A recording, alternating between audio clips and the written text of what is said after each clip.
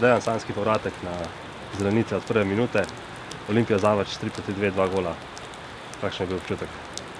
Ja, občutek je bil dober, seveda v vsakem doseženem golu je občutek dober. Zdaj pa toliko lepši je zato, ker sem se vrnil po letu in pol. Tako da upam, da bo nadaljeval v tej smeri. Kaj pa sama tekma, kako bi komentiral? Je v bistvu, da ne kompliciramo preveč, je najbolj pomembno, da smo zmagali, da so 3 pike ostale doma in upam, da bomo tudi nadaljevali v tem nizu. Igrišče je bilo dokaj razmočeno, težko je bilo igrati.